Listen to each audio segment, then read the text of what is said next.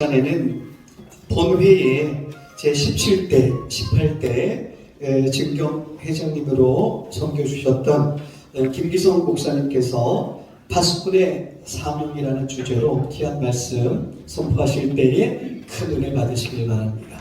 우리 큰 박수로 환영해 주시기를 바랍니다.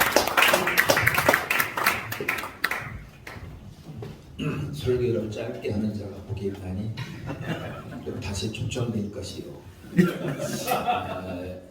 이 스펄춘 목사님은 17세에 거듭나는 채 살아계신 하나님을 요한일서 1장 1절에 눈으로 본 것처럼 귀로 들은 것처럼 손으로 만진 것처럼 아주 정확하고 확실하게 체험을 하고 18세에 목회를 시작했고 작은 교회에서 시작을 했고 20세에 영국 시내로 나와서 큰 교회 목회를 시작했는데 그분은 신학을 공부하지 않았습니다. 그냥 책만 읽고 그래서 지상에서 목회자 중에 가장 책을 많이 읽고 이 설교에 가장 권위 있는 이런 스펄준 목사님. 오늘 이 자리에 피종진 목사님은 스펄춘 목사님보다 한 수 더 위이신 정확하게 신학을 하시고 우리 한국에 살아있는 전 세계에 살아있는 부흥사로서 이런 목사님이 와서 딱 계시는데 제가 여기 들어오기 전에 목사님 만났으면 강단을 체인지했을 텐데 너무 죄송합니다. 그래서 오늘 이 짧은 시간에 살아계신 하나님이 이 스펄춘 목사를 현장에서 만나게 해주셨고 그 후에 이 지구상에서 가장 영향력이 있었던 사람들은 실제적으로 요한일서 1장 1절에 있는 말씀을 경험했던 분들이 정말 하나님의 기적 같은 역사를 일으켰던 이런 주의 종들이기 때문에 이 구약의 선지자 에스겔에 대해서 아주 간단하게 말씀을 드리려고 합니다. 오늘 저는 이 말씀을 가지고 파수꾼, 이 파수꾼은 아람 나라 말로 이르라고 합니다. 이르는 지키는 자 그런 뜻입니다. 지키는 자, 무엇을 지키는가? 그런데 이 에스겔은 하나님이 79번 에스겔에서 79번 이름을 불렀습니다. 하나님은 여러분의 이름을 얼마나 불렀는가? 기성아, 정말 기성아 소리를 하나님이 불렀는가? 이 에스겔은 79번이나 불렀고 왜 불렀는가? 그 시대에 하나님이 백성들에게 개인에게 주어질 메시지를 주기 위해서 인자야 이렇게 부른 거예요. 오늘 이 시간 정말 내 이름을 살아계신 하나님의 음성으로 부름을 받는 그런 확실하고 그런 사람을 통해서 하나님의 역사를 일으킨다는 사실입니다. 아멘. 그런데 더 중요한 게 있습니다. 이 에스겔을 부를 때 에스겔 1장 1절에서 그발강가 아주 험난한 어려운 고독의 시간 아주 거기는 사람이 있으면 위험한 장소에서 그발강가 내가 그발강가에 있을 때 하늘문이 열렸다고 했어요. 반모섬에 죽음의 직전에 있을 때 하늘문이 열려지면서 요한계시록 1장부터 22장까지 쓸 수 있는 계시를 보여줬던 장소가 바로 그발강가입니다. 그래서 그 그발강가에 있을 때 하늘문이 열려지더니 이상을 보여줬어요. 환상을 보여줬습니다. 특별히 나에게 그랬어요. 특별히 많은 사람에게 준 것이 아니고 특별히 이 에스겔에게 그 시대에 필요한 하나님의 살아계신 말씀, 환상을, 이상을 실제적으로 보여주고 전하지 않으면 견딜 수 없는 그런 정말 살아있는 하나님의 메시지를 준 것입니다. 아멘. 그래서 이름이 선지자입니다. 선지자는 나비라고 그래요. 나비.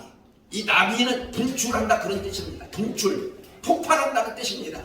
화산이 폭발하듯이 하나님의 살아계신 말씀이 그 심령 속에 임하니까 이상을 보여주니까 정말 살아계신 그 하나님의 역사를 그에게 만져주고 보여주고 확실한 증거를 주니까 막 폭발했습니다. 폭발. 죄악의 인성이, 이 세속적인 인생이 폭발한 거예요. 나와 세상 간 것 없고 완전히 하나님의 사람으로, 완전히 선지자로 폭발을 해서 이름이 이제 두 가지예요. 나비, 파수꾼, 지키는 자. 막 폭발해서 자기 속에 있는 모든 죄성을 다 폭발해서 다 내려놓고 완전히 성령의 사람, 말씀의 사람, 하나님이 역사하는 사람으로 완전히 바뀌는 거예요. 오늘 여기 우리는 목회자들의 대표자이고 우리는 부흥사들의 대표자이기 때문에 정말 SL 같은 살아계신 하나님의 음성을 듣고 정말 기성아 소리를 들을 수 있는, 그리고 그때마다 살아계신 하나님의 메시지를 들을 수 있는 저와 여러분들이 꼭 될 수 있기를 주의 이름으로 축복합니다. 아멘. 첫째는 여호와의 거룩하신 이름을 지키는 파수꾼, 선지자가 되어야 됩니다. 하나님의 거룩하신 이름을 지켜야 됩니다. 누가 지키느냐? 주의 종들이 지켜야 됩니다. 이 파수꾼이 지켜야 됩니다. 선지자가 지켜야 됩니다. 목회자가 지켜야 됩니다. 목숨을 내놓고 정말 하나님의 살아계신 그 이름이 안 믿는 사람에게, 또 이단들에게 침해받거나 그 이름이 더럽히지 않기 위해서 우리의 목숨을 다해서, 나의 생명을 다해서, 마음과 뜻을 다해서 완전히 그 거룩하신 이름을 지키는 파수꾼, 선지자가 되어야 됩니다.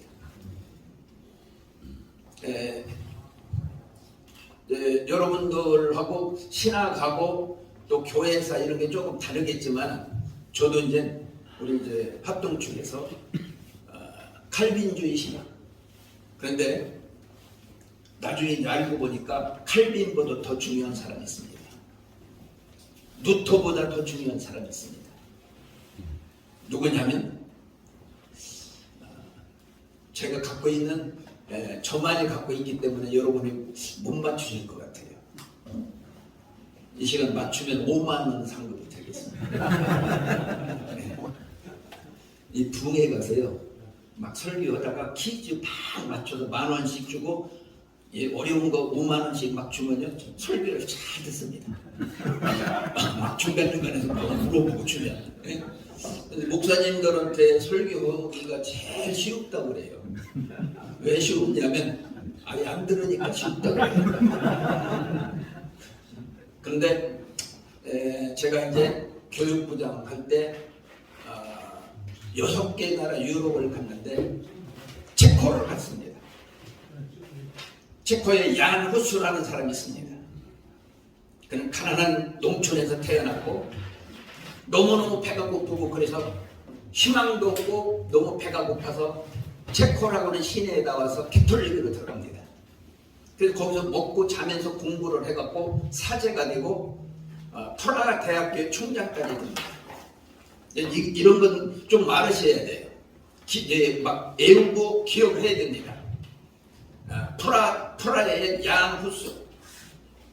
근데 그 사람이 대단한 박사로서 이 체코에서 유명한 사람이고 칭찬받는 사람이고 추앙받는 사람이 있는데, 영국에서 위클루피라고 하는 사람이 라틴어 성경을 영어 성경으로 번역을 합니다. 그리고 번역을 한 대가로 사형 언도를 받고 죽어요. 캐톨릭에서 너무너무 분해가지고 죽은 지 4년이 됐는데 송장을 꺼내가지고 다시 불태워서 가루를 뿌립니다.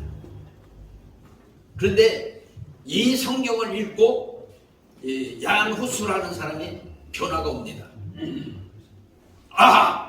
내가 지금까지 속았구나. 이 살아계신 하나님이 역사가 바로 여기에 있다는 사실을 깨닫고 그때부터 종교를 개혁하다가 베들레헴이라고 하는 교회 설교 목사가 있다가 나중에 화형당해서 죽습니다. 별로 전도도 못하고 목사의 구실을 제대로 못하면서 세상을 떠나요. 그래서 그를 죽이는 사람들이 너무 성자고 너무 귀한 분이기 때문에 어떻게든지 안 죽이려고 하는데 그 사람들이 그 야군수가 빨리 죽이시오. 앞으로 100년 후에는 이 유럽의 백조 같은 사람이 나타나서 이 유럽의 어마어마한 하나님의 살아계신 역사를 일으킨 사람이 100년 후 나타납니다. 그리고 죽었어요. 그리고 100년 후에 1414년 7월 6일 날 화형을 당해서 죽습니다.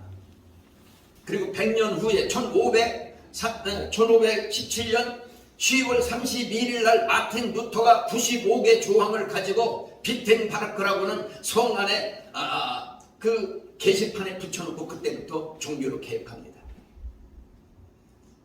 그리고 양후수는 일찍 죽었지만 양후수의 신앙을 본받고 그대로 실천한 사람들 단체가 모라비안 형제단입니다.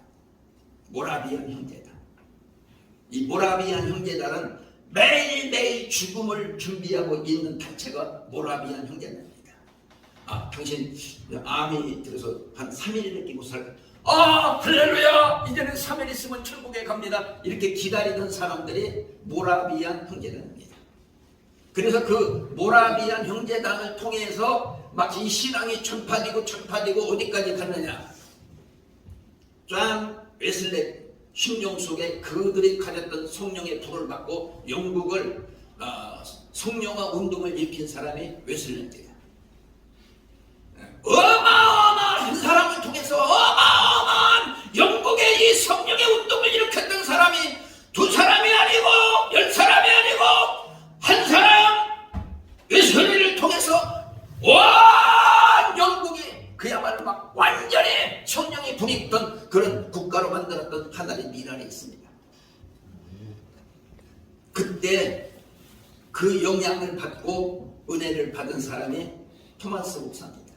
24살에 결혼하고 24살에 안수받고 24살에 선교사 임명을 받고 중국으로 와요. 그래 중국에 왔다가 자기 부인이 아기 낳다가 죽습니다. 자기 부인을 돌보지 않고 아기를 돌보지 않고 막 선교만 하고 돌아다니다가 그러다가 제2의 사명을 받고 다시 어디로 오느냐? 한국으로 옵니다.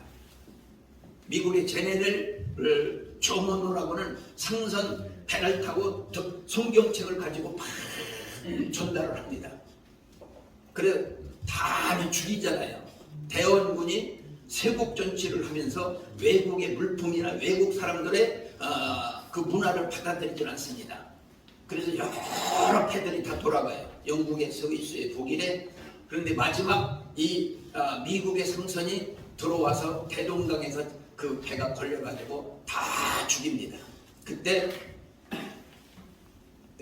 토마스 목사님이 성경책을 다 던져주고 그러다가 마지막 박중권이라는 사람한테 목이 잘려 죽습니다. 예수 하다가 성경책을 건네주고 목이 잘려서 죽습니다.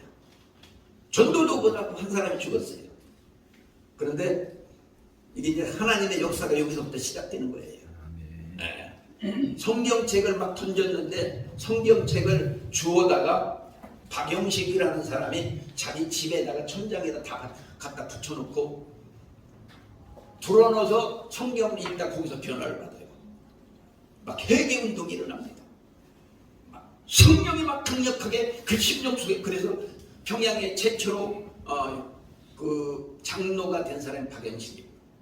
그리고 그 집을 채치랑이라고는 어린아이가 나중에 성장해서 그 집을 사갖고 여관방을 하는데 가서 오기만 하면 성령을 받습니다. 오기만 하면 막 변화가 나타납니다. 그래서 그 교회가 널다리 교회, 최초의 교회가 거기에서 시작이 됐고 그 교회가 옮겨지면서 장대원 교회를 세워갖고 평양에 어마어마한 기적 같은 역사가 나타나게 된 겁니다. 그런데 김일성이가 들어와서 이 기독교를 다 폐지하잖아요. 기독교의 이 김일성이가 기독교의 가정입니다. 그 외갓집이 전부 다 기독교의 가정입니다. 다 폐지하고 기독교를 다 말살 정치하면서 하늘문이 닫혀지고 그렇게 기적과 꿈 같은 사건이 일어났던 1907년 1월 14일부터 15일에 16일에 17일 매일 교회에서 살아계신 하나님의 역사가 나타났던 장소가 장대현 교회입니다. 그래서 공산주의가 들어오면서 교회가 문을 닫고 그리고 주의 종들을 다 죽이고 은혜 받고 성령 받은 사람들이 다 성령 충만함을 안고 한국에 다 내려왔습니다. 남한에 내려와서 기독교 100년 역사 중에 지구상에서 가장 강력한 기독교 국가를 만든 것은 바로 하나님의 순전한 역사였습니다. 그런데 이제 우리 목사님들하고 지금 다 걱정 근심이 많은 것이 너무 먹고 살기가 너무 좋고 너무 잘 살으니까 하나님과 점점 목사님들도 멀어지고 교회도 세상과 멀어지고 젊은이들이 점점 멀어지고 이게 이제 심각한 문제 중에 하나입니다. 어디든지 GNP 2만 달러 이상 되면 전부 다 기독교가 멀어졌습니다. 영국도 그랬고 독일도 그랬고 스위스나 전 세계가 다 그랬습니다. 이게 이제 현실적으로 우리 대한민국의 아주 큰 문제 중에 하나입니다. 이때 주의 종들이 이때 영풍에서 이때 우리들이 아멘. 다시 한번 하나님께 무릎을 꿇고 아멘. 그발강 땅에 역사했던 살아계신 하나님 1907년 1월 14일 날 장대교회에 임했던 이 성령의 강력한 그 역사가 오늘 이 영풍회를 통해서 나와 여러분을 통해서 다시 한번 일어나야 될 줄로 믿습니다. 아멘. 이 지구상에서 가장 좋은 나라, 이 지구상에서 가장 멋있는 사람들이 한국 사람이에요. 전 세계 아무리 다 둘러봐도 사계절이 뚜렷해갖고 봄, 여름, 가을, 겨울. 봄에는 따뜻하고 여름에는 뜨거워서 푹 삶았다가 가을에는 식혔다가 겨울에는 냉동시키고 그래서 이 몸에 사계절 면역이 잘 돼가지고 어떤 추운 나라 가서 잘 살고 더운 나라 가서 잘 살고 그리고 우리나라가 지구상에서 제일 가난했습니다. 중국보다 인도보다 필리핀보다 우리나라가 더 가난했어요. 그러다 하나님이 축복을 줘갖고 지금은 전 세계를 깜짝 놀래는 GNP 2만 달러 이상 되고 인구가 5천만 명 되는 이 나라가 지구상에서 7나라밖에 없는데 우리나라가 7번째 등재가 됐습니다. 그리고 사람들도 다 멋있잖아요. 색깔도. 크기는 하나님이 부타가 너무 바삭하고 까만해서 보기가 싫고 백인들은 또 너무 일찍 꺼내가지고 설익어서 또 하얀해서 별로 보기가 싫고 한국 사람들은 바삭하지도 않고 설익지도 않고 이렇게 다 놀라우게 잘 익어가지고 이 적응력이 좋고 또 말을 잘합니다. 이 지구상에서 정말 말을 잘하는 민족이 대한민국. 그래서 대한민국 사람은 일본에다 갖다 놓으면 금방 일본말하고 미국에다 갖다 놓으면 금방 영어하고 중국에다 갖다 놓으면 다 손짓 발짓만 해도 다 먹고 사는데 지장이 없습니다. 그래서 21세기 마지막 순교는 대한민국. 북한보다 우리나라가 작습니다. 북한보다 우리나라가 자원이 없습니다. 북한은 99번째, 우리는 109번째 작은 나라인데 이 지구상에서 가장 강력한 이스라엘이 가장 강력하지만 그 사람들은 하나님을 믿지만 예수를 믿지 않기 때문에 가장 하나님이 강력한 나라로 지목해놓고 쓰기 위해서 준비된 우리나라이기 때문에 아멘. 우리는 5분의 사명만 감당하면 기적은 일어나게 될 줄 믿습니다. 그래서 이제 결론적으로 하나님의 거룩하신 이름을 지켜야 돼. 첫째는. 두 번째는 교회를 지켜야 됩니다. 아멘. 파수꾼은 지키는 자, 교회를 지켜. 억지로 지키는 게 아니라 막 가슴 속에서 불이 붙어서 막 견딜 수가 없어도 기도로 지키고 말씀으로 지키고 예배로 지키고 24시간 철회하면서 지키고 아멘. 이 교회를 지키고 세 번째는 나라를 지키고 네 번째는 가정을 지키고 가정. 아멘. 이 가정이 무너지는 시대. 그럼 가정이 무너지면 다 끝나는 겁니다. 가정을 지키고 마지막 5번째 자기 자신을 지켜야 됩니다. 아멘. 자기 자신을 지켜줄 사람은 아무도 없습니다. 이기한 목사님은 사모님이 너무 잘하셔가지고 정말 막 옷도 막 기색 오렌지처럼 막 웬만한 사람 못 입어요. 그 옷을 오 목사님 주면 입겠어요? 반짝반짝 빛나는 무슨 막 이런 그래서 정말 이렇게 잘 지키는 사모님들도 계신데 그래도 못 지킵니다. 어떻게 내가 무슨 마음을 갖고 있는지 어떻게 나를 지켜주겠습니까? 근심하고 불안하고 초조하고 때로는 낙심하고 불평, 불만, 분노가 내 마음속에 가득하는 아무도 모르고 하나님만 내 중심을 알고 있기 때문에 내가 이제 나를 지켜야 돼. 말씀으로 지키고 기도로 지키고 누가 나를 지켜주지 않습니다. 그래서 오늘 일간에 우리 한 사람 한 사람이 하나님이 우리에게 주신 이 자신을 늘 하나님 앞에 바로 지키면 영적인 파수꾼 그리고 선지자 이 하나님이 날마다 계시 말씀을 주셔서 영적인 파수꾼으로 세운 바 이 사명을 주의 이름으로 잘 감당할 수 있기를 예수님의 이름으로 축복합니다. 아멘. 기도하겠습니다. 하나님 감사합니다. 많은 사람들 건 저희들을 선택해 주셨습니다. 불러주셨습니다. 거듭나게 했습니다. 성령을 선물로 주십니다. 그리고 우리의 이름을 부르는데 우리는 세상 염려, 근심, 매여가지고 하나님의 음성을 듣지 못할 때가 많습니다. 또 들은 말씀을 바로 전하지 못할 때도 많습니다. 목회자로, 부흥사로, 교수로 세워주셨사오니 정말 선지자다우게 정말 파수꾼다우게 이 사명 잘 감당할 수 있도록 모두에게 놀라웠게 은혜를 베풀어 주시옵소서. 아멘. 예수님 이름으로 감사 기도하옵나이다. 아멘.